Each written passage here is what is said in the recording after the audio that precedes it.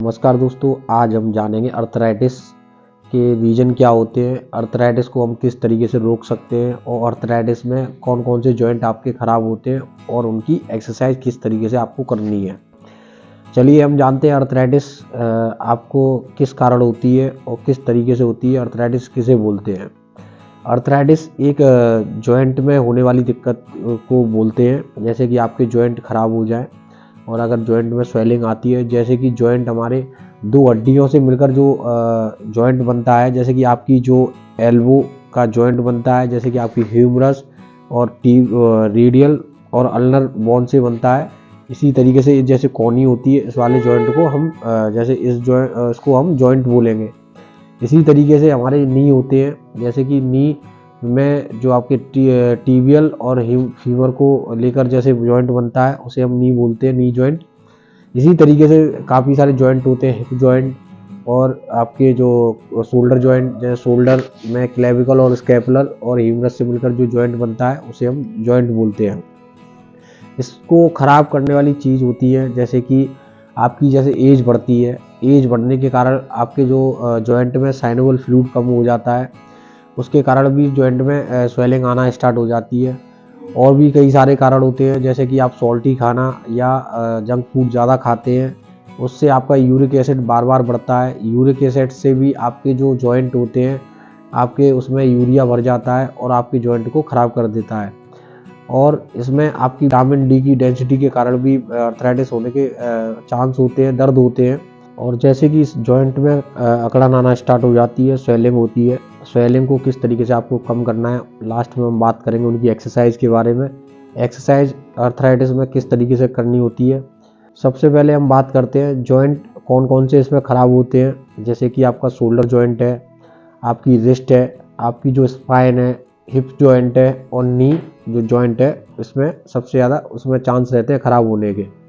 इसमें जैसे कि जॉइंटों में ख़राबी हो जाती है, जॉइंट में स्वेलिंग आ जाती है और अकड़न रहती है, जैसे स्पासिटी बढ़ जाती है। आपकी जो मसल्स है उनमें अकड़न आती है और वो मसल्स आपकी टाइट हो जाती है, उसके कारण आपके जो जॉइंट हैं वो पेन करते हैं। और इसमें जैसे आपकी जो इम्यूनिटी पावर है जैसे कम है, उससे भी आपको ये दिक्कत हो सकती है। अब चलिए जानते हैं अर्थराइटिस में कितने प्रकार होते हैं और इसको किस किस नाम से जाना जाता है। मैं ज़्यादा समय नहीं लूँगा, कुछ ही प्रकार बताऊँगा, जिससे कि आपको 100 अगर प्रकार बताऊँगा, 100 से भी ज़्यादा कारण इसके बताता हूँ तो आपको बहुत टाइम लगेगा, मेरा वीडियो लॉन्ग हो जाएगा। मैं बताने से पहले मैं आपको रिक्वेस्ट करूँगा मेरे चैनल को सब्सक्राइब ज़रूर करें और वीडियो को लाइक कमेंट करना ना भूलें, जिससे कि मैं इस तरीके की वीडियो और जानकारी आपको देता रहूँ।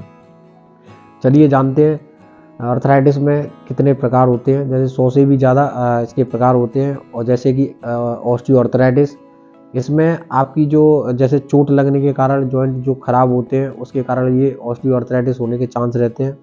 जैसे कि रूमेटी जो अर्थराइटिस बोलते हैं, रूमेटी अर्थराइटिस में जैसे कि आपकी जो इम्यूनिटी पावर होती है वो कम हो जाती है, उसके कारण ये रूमेटी अर्थराइटिस होती है। और सोराइसिस में जैसे सोराइसिस के जो पेशेंट होते हैं उनको भी ये अर्थराइटिस होने के सबसे ज़्यादा चांस होते हैं। और आपकी जुवेनाइल अर्थराइटिस, जुवेनाइल में जैसे 16 साल से कम उम्र के बच्चों को भी ये अर्थराइटिस हो सकती है, उनमें भी ये दिक्कतें हो सकती हैं, उनको भी अकड़न और सूजन आ सकती है। और एंकाइलोजिंग स्पॉन्डिलाइटिस, इसमें आपकी जो नीचे स्पाइन से नीचे वाले जो हिस्से हैं, जैसे हिप जॉइंट है, उसमें ये अकड़न और उनका जाम होना स्टार्ट हो जाता है। ये एक एज में जैसे आपकी एज बढ़ती है और एज वाइज चेंजेस भी हो जाते हैं, उसके कारण भी आपको एंकाइलोजिंग स्पॉन्डिलाइटिस हो सकती है। चलिए इसको अब किस तरीके से सही कर सकते हैं, किस तरीके से आपको उसको इससे बचना है। तो हम जो आपकी जो पूरे दिन की जो दिनचर्या है उसको सही रखें। आपके जो वर्कआउट है वर्कआउट करें। खाने पीने में आपको तीखा और बाहर का जंक फूड नहीं खाना है। खा सकते हैं, महीने में 1 से 2 बार ही खाएं, कोशिश करें। अगर आप 1 दिन छोड़ के या 3 दिन छोड़ के खाते हैं, उससे आपको ये अर्थराइटिस बढ़ने के चांस रहते हैं, क्योंकि उसमें यूरिक एसिड आपके जॉइंट में बढ़ जाता है। आपके जॉइंट में यूरिक एसिड बढ़ने के कारण आपको यूरिया उसका बढ़ना जॉइंट को ख़राब कर देता है और जॉइंट स्वेलिंग करना स्टार्ट कर देते हैं। जॉइंट में जैसे कि जॉइंट इसमें एक और कंडीशन होती है, गाउट। जैसे कि हम बात कर रहे थे यूरिक एसिड के कारण, गाउट भी यूरिक एसिड के कारण ही बनता है। गाउट का मतलब है जैसे कि फिंगर में जो मोटे मोटे आपके जो गाउट, मतलब एक तरीके से जो आपकी हड्डियां हैं फूल जाती हैं, जॉइंट फूल जाते हैं, उसको हम गाउट बोलते हैं। ये गाउट यूरिक एसिड के कारण ही होता है। जैसे कि आपको यूरिया जॉइंट में भर जाता है, उसके कारण आपको गाउट बनने के सबसे ज़्यादा चांस रहते हैं। जैसे कि मैंने बताया शोल्डर जॉइंट में आपको जैसे अर्थराइटिस हो जाती है, उसमें दर्द होता है, तो कोशिश करें उसका मूवमेंट बनाए रखें। उसमें कौन कौन से मूवमेंट आप कर सकते हैं उसके बारे में बात करते हैं। शोल्डर को जैसे आपका पेन कर रहा है अर्थराइटिस के चक्कर में, तो आपको अर्थराइटिस में शोल्डर को मूवमेंट कराना है। आपको जहाँ तक जैसे आपको जितना कर सकते हैं उतना मूवमेंट करें। सर्कमफ्लेक्शन कर सकते हैं क्लॉकवाइज और एंटी क्लॉकवाइज, इस तरीके से हाथ को चलाएं। अबडक्शन और एडक्शन कर सकते हैं, इस तरीके से आप हाथ को चला सकते हैं। इसमें आप इस तरीके से स्ट्रेचिंग शोल्डर में दे सकते हैं। ये कंडीशन भी आप करते रहें। मेरा कहने का मतलब है जॉइंट को मूवमेंट करते रहें और खाने पीने में तीखी चीज़ें और जंक फूड खाना नहीं खाएं। अब बात करते हैं जैसे स्पाइन में आपको अकड़न होती है। स्पाइन में अकड़न होने के कारण जैसे मैंने बताया, स्पाइन में आपको एंकाइलोजिंग स्पॉन्डिलाइटिस के कारण भी आपको स्पाइन और स्पाइन से नीचे वाला हिस्सा हिप जॉइंट खराब हो जाता है। उसमें आपको कौन कौन सी एक्सरसाइज करनी है उसके बारे में हम बात करने वाले हैं। स्पाइन को सही रखने के लिए आपको इस तरीके से बैठना है बेड पर और पैर को इस तरीके से फैलाना है और स्पाइन को हल्का हल्का इस तरीके से रोटेट करना है। ध्यान रखें इसमें गर्दन का फेस सामने रहना चाहिए और इस तरीके से आप स्पाइन की अकड़न को कम कर सकते हैं। ये डेली आप 1 से 2 बार दिन में कर सकते हैं। अब बात करते हैं हिप जॉइंट। हिप जॉइंट में जैसे कि आपको दिक्कत होती है, जैसे हिप जॉइंट आपके जाम होते हैं, उनको किस तरीके से खोल सकते हैं। इस तरीके से आपको बेड पे लेटना है। लेटकर इस तरीके 1 बाई 1 नी को अपनी तरफ खींचना है। इसको भी 15 से 20 बार करें। इसमें जॉइंट जाम होने के, हिप जॉइंट जाम होने के चांस कम रहते हैं। इस तरीके से आप घर पर कर सकते हैं। साइड टू साइड इस तरीके से पैर को रखें, दूसरा वाला हाथ है इस साइड रखें और इस तरीके से खिंचाव दे सकते हैं। इसमें आपकी स्पाइन और ग्लूटियस मसल जो होती है उसमें अकड़न नहीं आएगी। अब बात करते हैं नी की। नी जॉइंट जो होता है इसमें आपको किस तरीके से मूवमेंट बनाए रखने हैं। नी जॉइंट में सही रखने के लिए, नी जॉइंट को सही रखने के लिए आपको नी को इस तरीके से 10 सेकंड होल्ड करते हुए एक्सरसाइज करनी है, या आप इसका मूवमेंट इस तरीके से कर सकते हैं।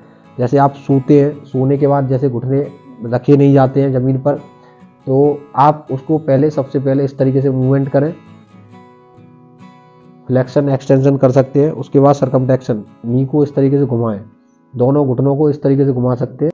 पहले फ्लेक्शन और एक्सटेंशन करना है, उसके बाद सर्कमफ्लेक्शन। इस तरीके से क्लॉकवाइज 10 टाइम और क्लॉकवाइज एंटी क्लॉकवाइज 10 टाइम इस तरीके से मूवमेंट करें। उसके बाद ही आप खड़े हों। घुटने की कुछ एक्सरसाइज है, उनको भी मैं डिस्क्रिप्शन में डाल दूंगा, तो आप उसको देख सकते हैं। और आपसे जैसे रिक्वेस्ट करेंगे आप मेरे चैनल को सब्सक्राइब जरूर करें, जिससे कि मैं आगे इस तरीके की वीडियो डालता हूँ उनको आप देख सकें। अब बात करेंगे रिस्ट की। रिस्ट को जैसे अर्थराइटिस में रिस्ट भी आपकी दिक्कत दे सकती है, एल्बो भी दिक्कत दे सकती है। तो इसमें आपको रिस्ट को इस तरीके से चलाना है अगर आपकी रिस्ट में दर्द होता है, और इस तरीके से स्ट्रेचिंग हल्का हल्का करते रहें। आपकी जो फिंगर है इनमें भी दिक्कत होती है, तो फिंगर में इस तरीके से स्ट्रेच दे सकते हैं 1 बाई 1, या आप चारों उंगली को इस तरीके से खींच सकते हैं और अंदर जैसे कि मुट्ठी बनाते हैं, मुट्ठी बनाकर इस तरीके से फिंगर को खींच सकते हैं और रिस्ट को नीचे करते हुए इस तरीके से खींच सकते हैं, या 1 बाई 1 फिंगर को इस तरीके से स्ट्रेच दे सकते हैं। थंब को भी इस तरीके से आपको बाहर की तरफ खींचना है, फिर अंदर की तरफ आपको लगा। तरीके से आप एक्सरसाइज कंटिन्यू करते हैं, उससे आपकी जो अर्थराइटिस है वो कम हो जाएगी। जैसे कि मैंने बताया, आप जंक फूड और यूरिया वाली चीज़ें ज़्यादा ना खाएं, जिससे कि आपको अर्थराइटिस बढ़ने के चांस ना हो।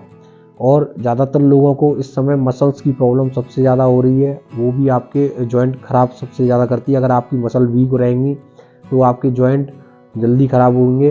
तो आप न्यूट्रिशन का सेवन करें, विटामिन डी भी आपको लेनी है जिससे कि हड्डियाँ आपकी मजबूत रहें, और कैल्शियम भी आपको लेना है जिससे कि आपकी हड्डियाँ सबसे ज़्यादा मजबूत रहें, और मसल्स भी आपकी पावरफुल करने के लिए आपको प्रोटीन का सेवन करना है। और B12 भी लेना है, जिससे कि आपकी नसों की जो ताकत है वो बनी रहे। अब इसको किस तरीके से सही करना है, जैसे कि इसको किस तरीके से आपको सही करना है, जैसे कि मैंने बताया, रिस्ट से लेके शोल्डर, एल्बो और हिप जॉइंट, स्पाइन और नी को किस तरीके से आपको मूवमेंट बनाए रखने हैं, इनकी क्या क्या एक्सरसाइज होती है, सबके वीडियो मैंने डाल रखे हैं और इनके वीडियो में डिस्क्रिप्शन में पूरा डाल दूंगा। इन जॉइंट के जो भी एक्सरसाइज होती है वो आप घर पर करें और आपको बहुत आराम मिलेगा। अगर आपको मेरा वीडियो पसंद आया हो तो मेरे चैनल को सब्सक्राइब और वीडियो को लाइक कमेंट करना ना भूलें। इस तरीके की वीडियो मैं डालता हूँ तो आप वो देख सकें।